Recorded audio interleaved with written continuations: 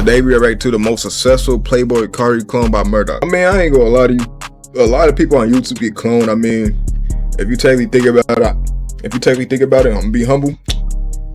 I am technically copying other people who does reaction videos, yes. But I'm still doing it. Anyways, let's get to the video. Video of Osamason. Does anything here look familiar? From the hair to the shoes and even his album covers. Many fans of the underground call him a Playboi Carti clone, but his fans call him an innovator who's one of the most artistic people in the industry. So, hey, look, sometimes this cloning shit works. There's a lot of people who goes viral off of being close with somebody. Shit, I ain't gonna lie. Look at Rakai's the biggest example of that. Rakai, wasn't he known for like being the younger version of Kai Cenat? Now look, Kai noticed that and boom. Look where Rakai is at now. What really is it? We rolling deep. Mic check. 2003 and then Columbus, Ohio. Hold on. Not only that, there's also a clone of Playboi Max, who's doing decent right now. He was known for looking like, the old version of Playboi Max, and he's doing decent. Amari Deshaun Adam Milton was born to a gigantic family. Yeah, I just got a big ass family. Amari had two different upbringings, one in Columbus and one in Goose Creek, South Carolina, with a family who is musically inclined. I've always been around music because my uncles, they used to do music. A young Amari started listening to just about everybody you could think. He don't look nothing like Playboi Carti though. I ain't gonna lie. People say he looks like Playboi Carti. What is wrong with y'all? Of Young Thug, Future, and most especially, Playboi Carti, being a 15-year-old during the release of Carti's debut album, Die Lit. The way that Carti performed, dressed, and moved, and made his visuals was like watching a superstar in the making. Everything was all magic to a young Amari, but he still had a long way to go. And I'm Amari Middleton, and this is Gator Sport. Our boys baseball team went up against James Island High School Monday. But Amari wasn't just making content, he was also consuming it, being about 16 to 17 during the rollout of both Whole Lotta Red and Eternal Atake. And by the time those two albums were coming, everybody's eyes were on the two. And this amount of attention and buzz was detrimental to the development of a young Amari. But hold up, there's something changing within Carti. He started wearing darker clothing, paying more homages to St. Peter, and was... I ain't gonna lie, I feel so bad for the niggas that tried copying Playboi Carti back then. I'm talking about like before he started doing that vampire shit. Cause they see him come out with that shit doing like what, 2020 and shit. And now they gotta change their whole style, dyed it here and shit. If you wanna copy him, you got to do that shit. I'm not doing that shit. What the fuck? It's cooler, shaping the way a young Amari would look at the world in the future. And by the time 2020 rolled, his ass looked more like Destroyed Lonely. If that's him, he looked more like Destroyed Lonely. I ain't gonna lie.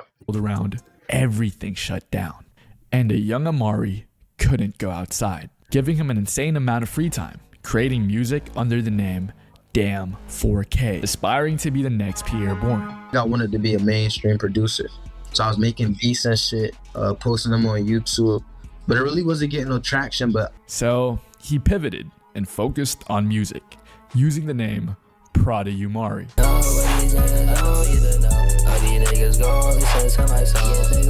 And this was the same year where Playboi Carti dropped his sophomore album, Whole Lotta Red. And Amari was a fan, growing up listening to the album, influencing his sound just 2 years later. Amari decided to lock in even more with music, changing his name to Osamason. My dad, his name is Osama, and I'm a junior. Osama, son. That shit wrong as hell, folks. I ain't even think about that. So he named it after his dad, and he just says, I'm the son of him.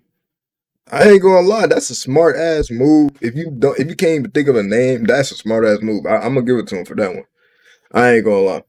How I came up with my name, I ain't gonna lie to y'all. I was just thinking of some random I was just thinking of some good ass names, and then I came up with a name, Nothing But T. I'm gonna tell you why. My name is Nothing But T. I know this is kind of random. I'm gonna be quick. But the reason why my name is Nothing But T is because when you go to my channel, you see nothing but me. That's what I came up with. Oh yeah, Nothing But T. And as every musician does, they take inspiration from the people they listen to, with Osama remixing songs from his favorite artists. Hop in a push start jack. These niggas be going outside. Got a big gun and it came with a flash. Amari then walked the stage, graduating from Goose Creek. But the music wasn't popping off. He wasn't too up with his money, and it seemed like everything was getting hard. Nah, I think that's it. It's really 10 jobs.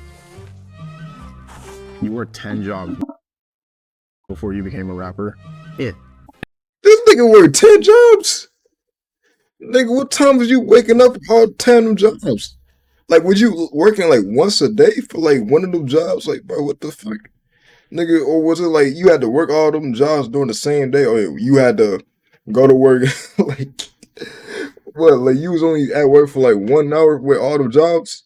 Or you had to go to work 2 to 3 and then next job 4 to 5? Like, what? Like, what? How the fuck do you do that? No, that all of them had to be like flex schedules, folks. This nigga definitely had a flex schedule and just worked 1 hour within all them jobs in a day. And then it doesn't help that all them jobs, some of the jobs probably got clothes, like work clothes too. So what the fuck? You just had all those clothes in your car, traveling around the world, going to those different jobs. What the fuck? And it was also in 2022 that Carti's label Opium started taking over the world. Whole Lotta Red finally got itself a tour, and the aesthetics behind it were everything that a teenager wanted to have at the time. And this inspired a young Osamason, dropping the music video, Go to Hell. And Osama was getting taken even more seriously with his music, working with new producers such as Perk 40. And due to the traction, Osama would get posted on various Instagram pages. But no one in the mainstream wanted to give him a chance yet. So he forced his way into the mainstream by getting interviewed by Genius. The old me, I'm going out like Kobe. No, you cannot hold me. That is, she said, hold me. And with Osama getting this push, he started connecting with various producers and artists, with them being dubbed as Slay World Jr. In the process of working with these producers and artists, Osama would develop a distinct style in his music, known as the Osama Stutter.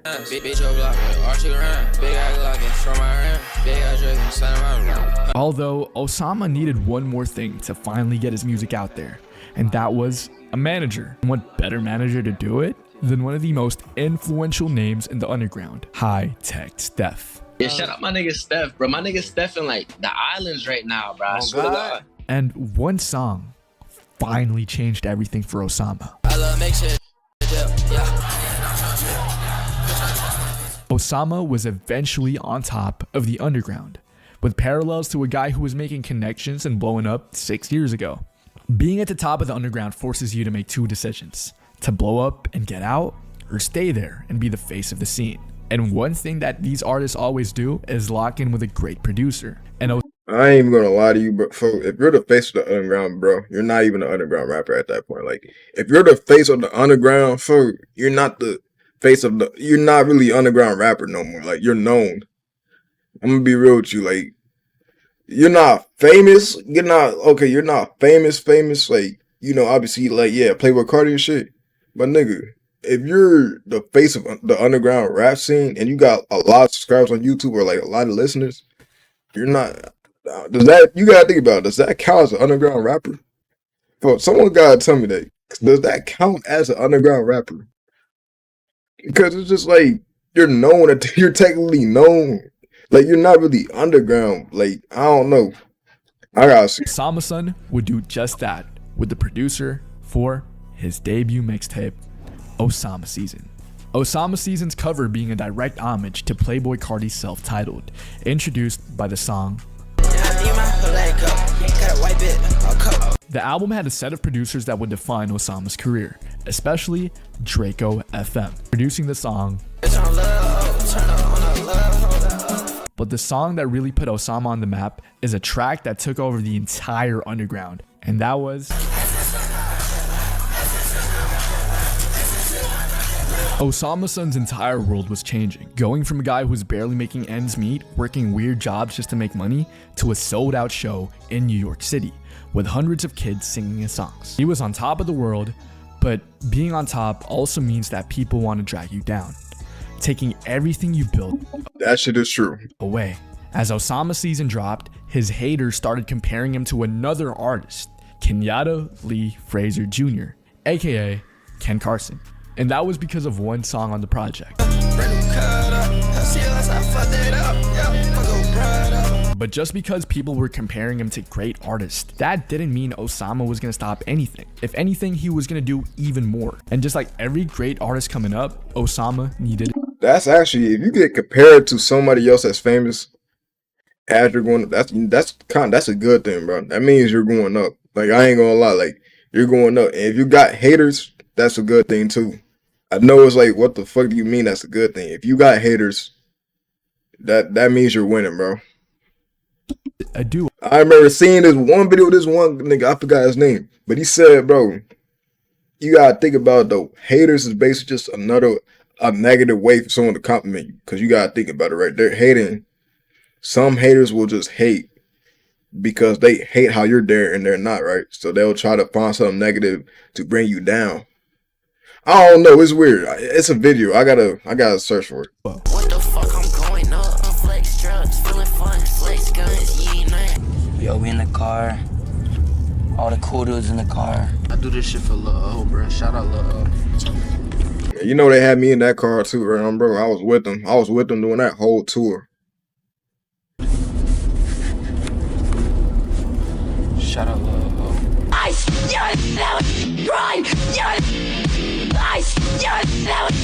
Previewing the project that would put Lil O damn near into the mainstream.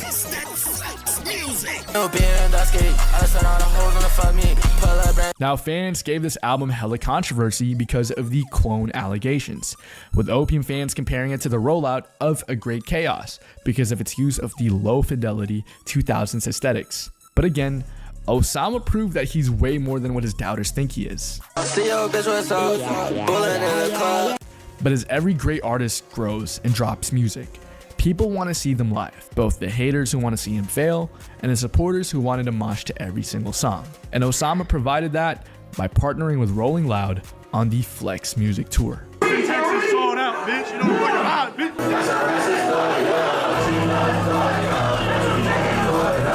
Even at the top of the world, Osamason had to face the biggest threat of his career. 1300 leak? What is that? It didn't, bro. They capping.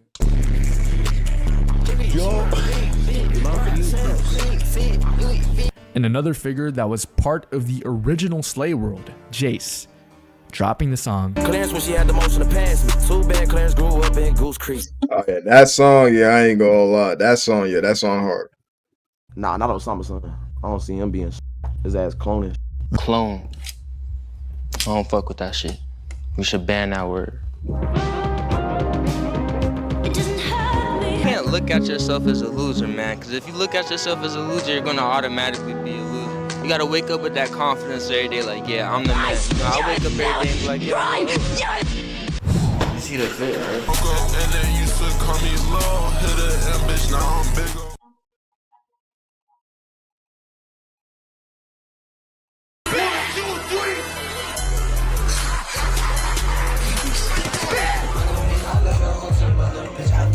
What's up? I actually love all of you so much.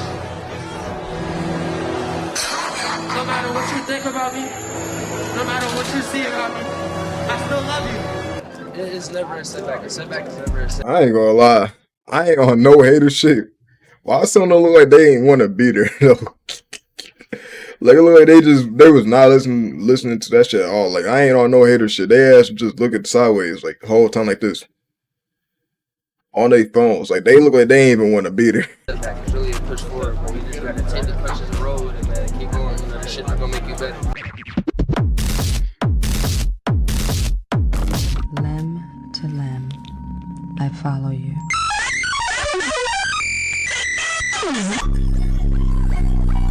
The fuck am I looking at?